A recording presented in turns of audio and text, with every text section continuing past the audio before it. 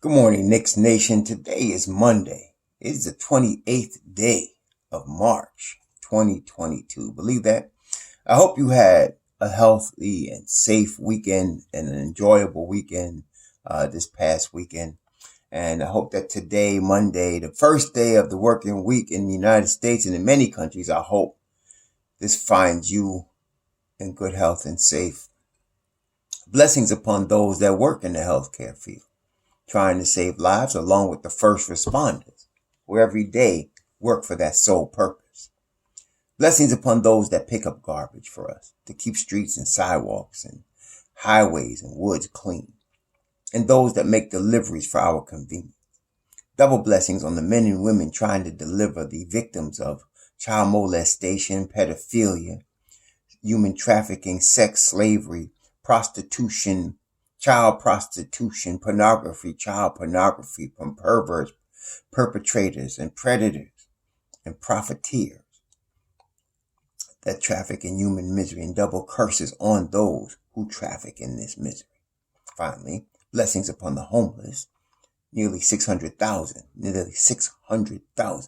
men, women, and children on the streets of the United States of America, and millions around the world in similar or worse conditions, who have been crapped out by this Babylonian system. Blessings upon them, for theirs is the kingdom. So yesterday there was a basketball game. And as I reviewed before the game yesterday, and thank all of you who came to the live broadcast yesterday. That was a lot of fun. Thank you all for your support. I greatly appreciate that.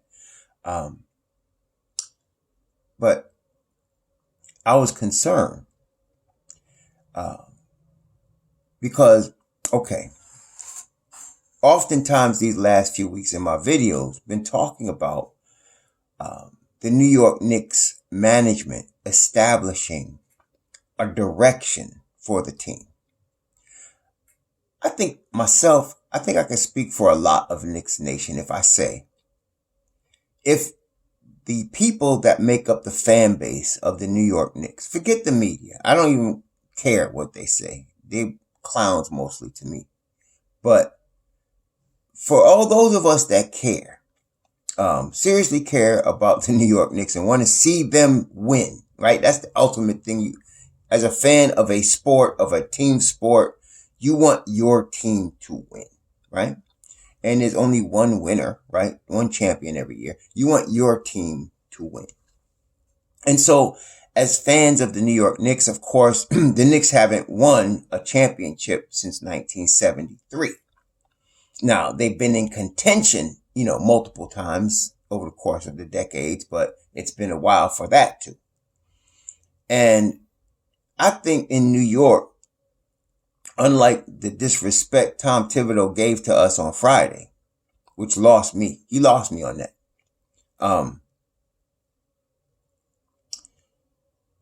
If you let us know what the plan is, and it doesn't have to, the management doesn't have to give us details of the plan, unlike what the news media wants, so that they can crap all over the details. No.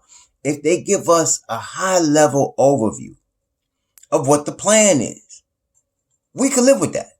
Like, if you were to say to us, we're going to try to win now. And so we're going to get as many high level veterans as we can. We're going to have a veteran loving coach, and we're going to try to attract a superstar to these veterans. And, if that's the plan, and you said to us, we're going to try to win now, we would live with that. We may not like it, but we will understand what you're trying to do. If you said to us, you know what? We're going to build the traditional way, like championship teams have been built in the past. We're going to draft well. We're going to develop well. We're going to train, and we're going to bring our young players along and hope to develop them into a winning culture, a winning program, and then attract a superstar to our culture and our winning program that we have built. Okay, we know if that was the case, you're going to go through some losing, because your kids have got to learn to develop. Again, we're looking at your Minnesota Timberwolves, your Detroit Pistons, your Orlando Magic, even San Antonio Spurs are now rebuilding. And you see Oklahoma City, and all of those teams are rebuilding, and some of them Like Detroit won a championship in 2004, was at the top of the pile at one time, more recently than New York, and knew how to build a win. Of course, we know Orlando has never really reached that promised land. They had got to the finals a couple of times with Dwight Howard. They got to the finals with Shaq in the 90s, got to the finals with Dwight Howard. They were close, they were building, and now they still building. And all of those, what do those have in common? Except for Detroit, maybe you could say they're small markets, right? The Knicks are a big market. That's part of the problem. Because we're in a big market, we seem to think we could take shortcuts. No team could take a shortcut. The humble team is the small market team. And I think copying that is the best way to go. But the problem is management hasn't let us know. What are they trying to do? What is your game plan? In fact, we're getting mixed signals. Tom Thibodeau's a win now coach. He is what he is. But you got a team with a 23-year-old Mitchell Robinson, a 21-year-old R.J. Barrett, a 23-year-old Jericho Sims, a 24-year-old Obi Toppin, a 21-year-old Deuce McBride, a 22-year-old Emmanuel Quickly. That's your team. So what you doing? And the epitome or object lesson or a sign of it to me was Julius Randle. What do I mean? He missed last Wednesday's game with a thigh bruise. The kids play. The Knicks beat a very good Charlotte team. Okay, another team that was rebuilding, and now they're contending for playoffs. Okay. Then on Friday, the team that was the number one team in the East, I don't care what was going on internally with their little strife or whatever, it was still the Miami Heat in Miami. And as much as Tom tried to lose the game for us again in the third quarter, the kids came through from 17 down to beat Miami in Miami. Julius Randle did not play. Now here we are, Sunday against Detroit, who only won 20 games the whole year. Big building. Kids running that team. Their best player is the guy they just drafted, the rookie Cade Cunningham. I don't even know if he's 20 years old yet. He definitely ain't 21 yet. Okay? Their star player, Jeremy Grant, hurt. If the Knicks had played the same kids that they played Friday, they'd have won that game going away. But instead, they start Julius Randle. And this is the problem. This is the problem. Before all you Julius lovers start coming to the forefront, let me just tell you my point here. Let's say Julius Randle is going to be the face of the franchise. For the sake of argument, let's say he's going to be the face of the franchise. Let's say he's your most valuable player. Let's just say that, okay? Let's put that extreme out there for a second. Hypothetically. You would sit him now for the rest of the season. Why? You're out of the playoffs. Okay, you're mathematically in, but you don't want it. What happens? He wrecks his knee in these last 8 games trying to make the play in? How would y'all feel if he was really the face of your franchise and your superstar? Would you be really playing him right now to try to make the play in? Or would you just sit him and rest him and get him ready for next year? That's problem number one. That's if he was the face of the franchise. If he's not, which he's not, because obviously they're preparing R.J. Barrett to be the face of the franchise, you still sit him. Why? Because you just drafted at number 8, the season before this one, 2 years ago, Obi Toppin to be your starting power forward. They drafted him to be the starting power forward. They were planning on trading Julius Randle that year. Tom Thibodeau came in that changed. But that was the plan. That's why they did it. They had been putting feelers out there from the spring saying they were looking for a power forward. That's after the first year of Julius Randle. They put that out there. Ian Begley had reported it. It was out there. So it wasn't surprising to us that they, and from what you remember, if you remember that draft, Leon Rose was targeting Obi. He was very happy to get Obi. There was a plan in place to trade Julius Randle. Okay? So now that you got Julius Randle and you out the playoffs, why don't you see what you have with Obi? That's the second reason you should sit him. So I'm saying whether you believe he's your future cornerstone, that is Julius Randle, or you don't, he should be sitting now. Either way, he should be sitting now. Whether you're trying to make the play or not, it's irrelevant right now. Which tells me this is my problem. It's not Tom Thibodeau. It's the management. Because if they have a clear direction, in other words, if their direction is we're going young, why is Julius Randle still playing? Why is Alec Burks still playing? Why is Evan Fournier still playing? If their direction is to go young, none of these guys should be playing. Okay? And management calls the shots. Now, the coach always gets hit first. Whenever a team doesn't perform the way it's expected to perform, regardless, coach gets smacked first. Coach gets fired first. He's always the scapegoat. That's just the way it is in the NBA. I mean, I think that's in general, right? Baseball does the same thing. Football does the same thing. Head coach, whether it's real or not, whether it's fair or not, that's irrelevant. That person gets fired first. Okay? But really, that goes for a little while, and then all of a sudden the eyes go to the management. Okay? You can get with so many coaches, but the management got to make the changes. The direction comes from the management. The direction of the team, it comes from the management. That's why it's called management. Okay? That's why it's called front office. Your direction, your goal structure is supposed to come from your front office. The owner doesn't necessarily have to be, obviously, a basketball expert or a sports expert. The owner hires competent management. And so my beef right now is with Leon Rose. That's my beef right now. There should be no question as to what we're doing. Okay, if you're going to go with the veterans, go with the veterans then. But even so, you're out the playoffs. And I don't care. See, if you're the president of basketball operations, the coach listens to you. You can be nice and consult the coach, but ultimately you make the decisions. That's why they're paying you. You can go down from your office if you want, and you can fire the coach right now. If that's what you wanted to do, I'm just saying you could do that. You got that power. Now you might, you run it by the owner because the owner's on the hook for the loop. But I mean, if you in New York for any length of time, James Dolan ain't worried about no money. So you run it by your boss and then you come down and do what you do. But that's the power that's in that office.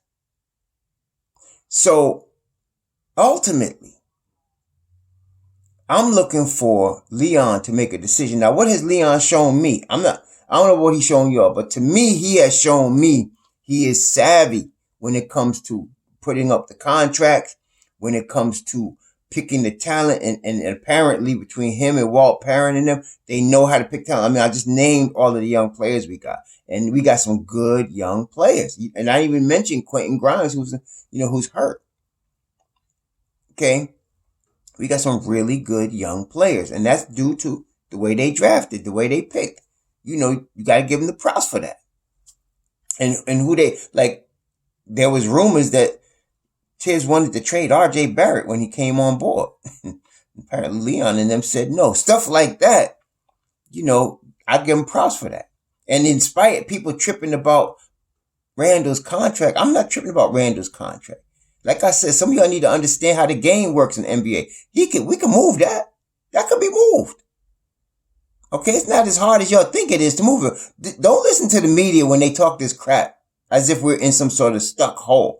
Everybody on the Knicks can be moved. Everybody. There's nobody that can't be moved. And the reason I can say that confidently is because of the contract. If Julius is your toughest contract, there's nobody on that team that can't be moved. They could all be moved. It's just a question of the cost. And another thing about Leon is he's extremely cheap. And that was actually verified in an article recently when they were talking about the possible trade that the Knicks were going to make with Toronto to get the expiring contract from Toronto, and it didn't go down. And they were saying how Leon is always pushing for more. He's a tough dude when it comes to the negotiation. So I give him props for that. But right now, we need a clear direction. And I'm not like one of these that need to have him come out and do a press conference. He can leak it. Leak it to Berman or leak it to Ian Begley, especially Begley. Leak it to Woj. Tell him we're going this direction and put that out there so that we know what they're doing. Because right now, I don't know what they're doing. I don't know what they're doing. It makes no sense. You go ahead and you beat Detroit by 2 because you decided to play Julius Randle, Alec Burks, Evan Fournier. And you decide that in the fourth quarter, you're going to take out McBride and Toppin. When they had just won 2 games for you. And you were out the playoffs. It makes no sense. Yeah, they won the game. I think this is the least enjoyable win of the season for me. It's the least enjoyable win of the season. Because we're not only in a murky situation in terms of direction-wise, we're wasting time. So we beat Detroit yesterday. 20-win Detroit with Julius Randle. 27 years old, making $100 million. What does that accomplish when you out the play-in? So I'm really trying to see, and I gotta believe. I have respect for the intelligence of Leon Rose. And I'm basing that on what moves he made in the draft that I found to be brilliant. Some of y'all still ain't got that chess move he did last year at the draft. That was, to me, brilliant. It was brilliant. And so, and then the trades he made the beginning of the season before the moves, he was turning a quick trade into a second round pick. I respect this man's intelligence and his deal making ability. I'm waiting to see what logical moves he makes this summer. I'd like to see that start with a decision now to pull. To me, Julius Randle is, like I told y'all, each game, Deuce McBride's the bellwether. Like he played 17 minutes yesterday. Some of y'all get caught up because he was 0 for 6. Did you see what happened to his knee? And he still came back and played? I mean, some of y'all tripped, man. So he was off yesterday. Okay. He still was locked down defense. He was still tough. This kid tough as nails, man. Some of y'all need to look at more than the box score to see what's happening. But he played 17 minutes yesterday, and it was a close win. If he had played with Obi in that fourth quarter, we'd have won going away. Okay, like we did Friday. Like we did last Wednesday. Like we do every time those guys play like that. But anyway, I'm looking Julius Randle's a sign. They keep playing him, I'm concerned. If they keep playing him, I'm concerned. I am. The offense stops. He's a ball stopper. The offense stops. His IQ is low. He insists he's a point forward when he gets ripped. Ball gets stripped from him. And defensively, he gives effort when he feels like it. And so we could trade him. And the reason we can, even with all of that, he's 27 years old. And at this point, we have spoiled him. The Knicks have spoiled him because he has been brought in to be the man. And that's, to me, that was the problem from the beginning. He's brought in to be the man. He's not going to want to take second fiddle to RJ or to anybody. Okay? You got to put him in another situation where coming in, there's an established role for him. And it's not the number one guy. Okay? You bring him in with the understanding you're the number 2 or the number 3 here on this team. Okay? That, he will play better in that role. If he's the third guy, Julius could be good as a third guy. But right here in New York, he thinks he's the first guy. and he doesn't get held accountable for his slouch defense when he's jogging back, when he doesn't give effort. He doesn't get held accountable when he makes bonehead low IQ plays. He doesn't get held accountable here. And so because of that, we need to make a change. He needs to go. Okay. And we could send him and he'll be better. 27 years old. He's in his prime. You put him on some other team, a team that needs that final third piece. There's a lot of those out there. So he could get that done. And the money's not an issue. We could work with that. We could work with that. Get some, I just want expiring contracts. Give me expiring deals and picks. That's all I want. Because we could go and build. Okay. So that's my problem. So yesterday, they won. Julius played 31 minutes, had 20 points. His numbers look good, blah, blah, blah, blah, blah, blah. You have to think about this, though. Look at Kawhi Leonard, a real superstar. Or look at Jimmy Butler. Or look at, some of the top players. And look at the record of their teams when they became the man on their teams. In Julius Randle's 8 seasons, his teams have only been over 500 once. And that was last year. Think about that. With Julius Randle's 8 seasons, every team he's been on has lost more than they've won. And he's been a 2010 guy most of his career. So what does that tell you? Well, I'll let you draw your own conclusions. He's been on the Lakers, the New Orleans Pelicans, and now the Knicks. And he's only had 1 year where his team has won more than they've lost. So how much does his 2010 actually benefit? And that's why I say his best role is as a secondary or tertiary option. He is not a number one option. You make him a number one option, you're going to lose. Okay. Last year was the anomaly, as it turns out. This year is more in line with what his career has been like. And so to me, again, the problem is that the Knicks management brought him in with the idea that he's the number one option. And that ruined the whole thing right there. Instead of it being a piece, he was the number one option. Okay. Now, the $100 million they gave him last year, he was eligible because of being All-Star and All-NBA for $200 million. He got half what he was eligible for because half is what about he was worth. So this contract is nothing, man. They can move this. All right, that's not a problem. If you need to attach a draft asset, you can get rid of this contract. Okay, so that's not the issue. The issue really come back to what direction is Leon Rose going to point the Knicks to? I'm waiting to see that. I want to know what direction you going. And I'd like to see it now. I'd like to see Julius Randle shut down for the rest of the season. I'd like to see that number one. Like I said, whether you plan on keeping him or not, it ain't like you're going to find anything new about Julius Randle. So if you're interested in trade him, you can still trade him. And if he's your face, you can still have that. Well, we need to find out what we got with these other kids. And you need to tell Thibodeau, Mr. Rose, this is what I want. And when I saw Worldwide West and Allen Houston sitting on the bench Friday, I thought that was really what was coming. I was really surprised to see Julius Randle play yesterday. I was surprised and disappointed on a number of levels. Like for everything I just mentioned. And then because of that, I was like, shoot, man, we could lose this game. We played these kids. We beat Detroit. We beat Detroit going away. And I'm not saying that Obi Toppin necessarily is a greater talent than Julius Randle, but I will say this. He's a better team ball player. He plays team basketball better than Julius Randle does. Okay. He's not a ball hog. He's not a ball stopper. He gives effort on both sides of the ball. He hustles.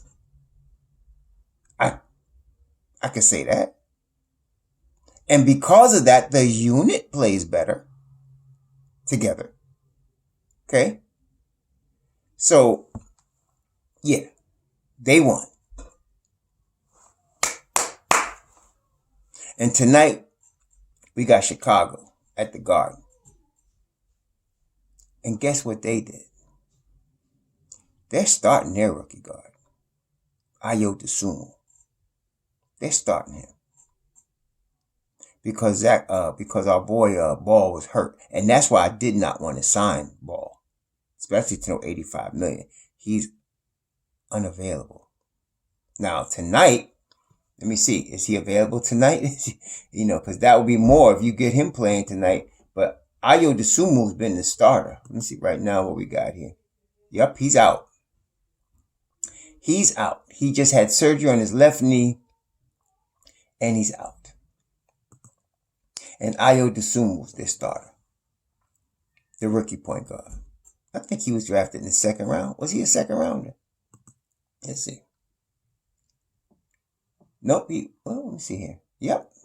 He was drafted with the 38th pick. For those of you that were hung up on Deuce McBride being a second rounder. Some of y'all knuckleheads. Yeah, second rounder. He barely made the team. Some of y'all need to really... I don't know what's wrong with y'all. But anyway. Ayo Dosunmu was the 38th pick. And he's the starting point guard for the Chicago Bulls. And I wouldn't be surprised if he came into the Garden and turned it out tonight. Unless we play Deuce. If he draws the Deuce card, we got a chance to win. I'm hoping Deuce could play because he really, that was a rough play that happened to him yesterday. Dude landed on his knee yesterday. So, and he just came right back and played. I'm just very impressed. Like I said, that's my boy right there. Tough as nails. Put the daggone brace on and came right back out and played. Daggone, man.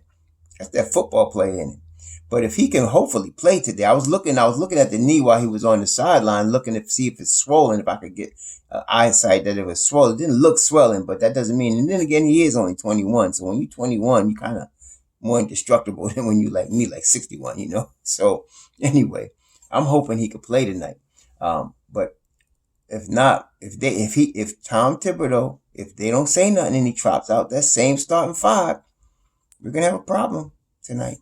You definitely going to have a problem in the third quarter.